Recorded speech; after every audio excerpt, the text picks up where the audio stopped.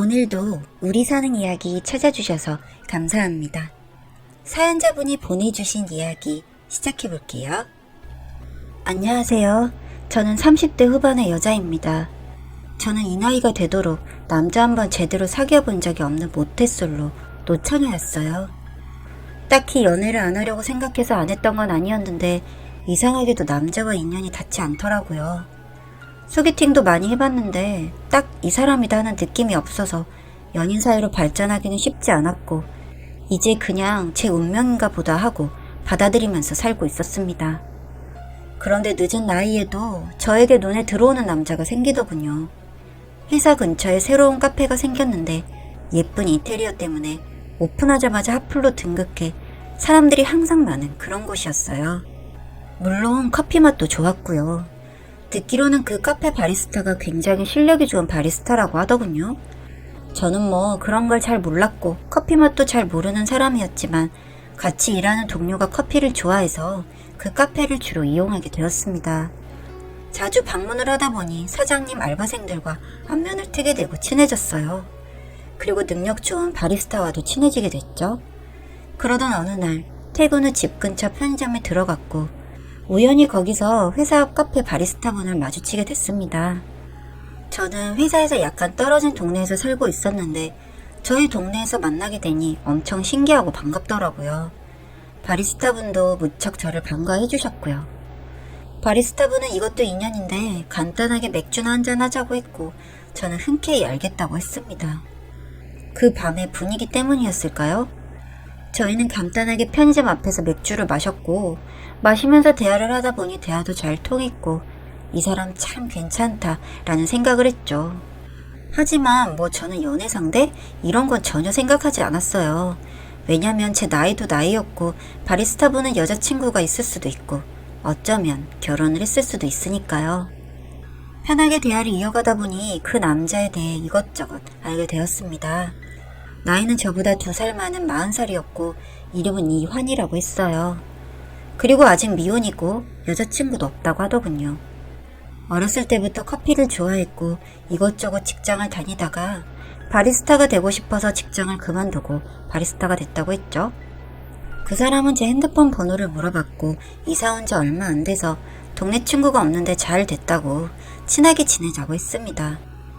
그날 이후로 저희는 자주 만났습니다. 동네 친구 핑계 삼아서 편의점에서 자주 맥주 한잔을 하며 더 가까워졌고 한 달 뒤쯤 한희씨는 저에게 연애를 하자고 했어요. 저도 한희씨가 마음에 들었기 때문에 그의 제안을 수락했죠. 처음 연애를 해보니 참 즐거웠어요. 누군가 내 연락을 기다리고 또 회사에서 속상한 일이 있을 때 제 편을 들어주는 사람이 있으니 정서적으로도 안정이 되더라고요. 그렇게 연애가 이어지고 뭐 이상한 일이기도 하지만 저희 사이에는 특별한 스킨십은 없었습니다. 그러다가 어느 날 술이 좀 많이 먹게 된 날 자연스럽게 분위기가 그렇게 가려고 해서 저도 좋다 하고 있었는데 갑자기 환희씨가 멈추더라고요. 이런 일이 몇 번 반복이 되어서 여자로서 조금 부끄럽고 자존심이 상하기도 했지만 왜 그러는지 물어봤죠. 그랬더니 환희씨가 본인은 혼전 순결주의자라고 하는 겁니다. 솔직히 좀 당황스러웠어요. 여자 중에는 그런 사람이 있나 보다 했는데 남자 중에서는 전 처음 본 것 같았거든요. 그렇지만 그게 환희씨의 신념이라고 하니 저 역시 그걸 존중해줘야 한다고 생각했습니다. 그게 서로에 대한 예의라고 생각했고 뭐 결혼하면 자연스럽게 이어질 텐데 이게 무슨 문제냐 싶었어요. 그렇게 저희의 연애는 자연스럽게 흘러갔습니다. 8개월쯤 만났을 때 환희씨가 저에게 첨언을 했어요. 아무래도 서로 나이가 있고 저 같은 여자라면 평생 함께하고 싶다고요. 저도 환희씨와 같은 마음이었기 때문에 환희씨와 결혼을 하기로 결심했습니다. 나이도 나이인 만큼 저희의 결혼 준비는 막힐 것 없이 술술 진행이 되었어요. 서로의 집에 인사를 드렸고 양가 부모님들은 너무 좋아하셨죠. 특히 환희씨 부모님은 저를 너무 마음에 들어 하시고 예뻐해 주셨어요. 그래서 빨리 저와 가족이 되고 싶다고 가능한 빠른 날에 결혼을 했으면 좋겠다고 하셨고 저희 부모님도 미뤄서 좋을 게 뭐가 있냐고 하고 동의하셨죠. 시부모님 될 분들이 너무 예뻐해 주시니까 저는 참 행복하더라고요. 이렇게 계속 사랑받는 며느리로 살고 싶다는 생각을 했으니까요. 그렇게 저희는 바로 식장을 예약했고 아주 정신없이 결혼 준비를 하게 됐어요. 신혼집은 저와 한희 씨가 각각 혼자 살고 있던 집을 내놓고 그 근처에 얻기로 했는데 마땅한 집을 구하기가 힘들어서 당분간은 서로의 집을 왔다 갔다 하면서 지내기로 했습니다. 저희는 정확히 만난 지 1년이 되는 날 결혼식을 올렸어요. 늦은 결혼인 만큼 정말 많은 사람들의 진심 어린 축하를 받으며 행복하게 결혼식을 마쳤고 저희는 다음날 신혼여행을 가기로 했기 때문에 결혼식 날 당일은 근처 고급 호텔에서 묵기로 했습니다. 결혼식을 마치고 가족 지인들과 간단한 파티를 즐겼고 너무 피곤하더라고요. 파티를 마치고 미리 예약해둔 호텔에 도착했고 저희는 다음날 신혼여행을 위해 바로 씻고 자기로 했어요. 결혼식 전날 너무 떨리는 마음에 제대로 잠을 못 잤고 결혼식 내내 너무 긴장해서 피로가 쌓여있던 저였지만 저는 첫날 밤을 보낸다는 생각에 너무 긴장이 되기도 하고 또 좋기도 했습니다. 제가 정말 사랑하는 한희 씨와 진정한 하나가 되는 날이라고 생각했으니까요. 저는 친구들의 조언을 듣고 예쁜 속옷도 준비를 하고 기대하고 있었죠. 한희 씨는 호텔방으로 들어서자 본인은 짐을 풀고 있을 테니 저 먼저 씻으라고 했고 저는 그렇게 씻으러 들어갔습니다. 피곤해서 그냥 씻고 자기로 했는데 씻는 동안 어찌나 떨리고 긴장이 되던지 씻고 또 씻었어요. 그리고 저는 준비한 예쁜 속옷을 입고 샤워 가운을 걸치고 화장실을 나갔고 방 안은 깜깜하더라고요. 저는 한희 씨가 너무 피곤해서 씻지도 않고 잠이 들었나 생각했고 너무 어두워 불을 켜려고 하자 한희 씨는 첫날 밤이라 부끄러워서 불을 껐다고 불을 켜지 말아달라고 했습니다. 저는 그런 한희 씨의 말을 들으니 저도 무척 부끄러워졌고 알겠다고 했어요. 그래서 저는 화장대까지 핸드폰 후레쉬를 비추며 이동을 했고 그 사이 한희 씨가 씻으러 들어갔죠. 저는 잘 준비를 아니 마음의 준비를 마치고 심호흡을 하며 침대에 누워 있었어요. 한희 씨를 기다리며. 한참 후 한희 씨가 씻고 나왔고 저는 심장이 너무 빨리 뛰어 제 심장 소리가 한희 씨에게 들릴까 걱정이 되고 창피했습니다. 그렇게 한희 씨를 기다리면서 누워있는데 갑자기 비명소리가 들리는 겁니다.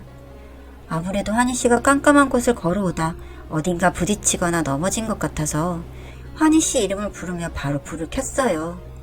그리고 저는 그 길로 속옷에 목욕 가운만 급하게 걸친 채 호텔에서 도망쳐 나왔습니다. 아직도 그날을 생각하면 숨막히게 두렵고 무섭네요. 저는 평소에 범죄 프로그램이나 범죄에 관련된 글을 자주 보는 편이었습니다. 그리고 저는 바로 알 수가 있었죠. 한희 씨의 발목에 있는 것이 전자발찌라는 것을요. 그걸 발견한 후에 저는 혼이 나간 상태에 극도의 공포감을 느꼈습니다. 그 순간 한희 씨는 욕지거리를 하면서 불을 왜 켰냐면서 무서운 얼굴로 절 바라보고 있었거든요. 저는 그렇게 호텔을 빠져나와서 바로 택시를 잡아 탔고 택시 안에서 엄마에게 전화를 했습니다. 아무것도 가지고 나온 게 없어서 엄마에게 연락을 했고 그 사이에도 계속해서 한희 씨에게 전화가 왔어요. 저는 무서워서 받지 못했습니다. 친정에 도착해서 엄마 얼굴을 보는데 눈물이 나고 다리가 풀렸어요. 부모님은 제 꼴을 보시고는 많이 놀라신 것 같았습니다. 그러셨겠죠. 속옷에 정말 가운 하나만 덜렁 걸치고는 뛰쳐나왔으니까요. 집에 들어가서 조금 진정이 된 상태에서 저는 부모님께 있었던 일을 제가 본 것에 대해 말씀드렸고 부모님은 당연히 뒤집어지셨어요.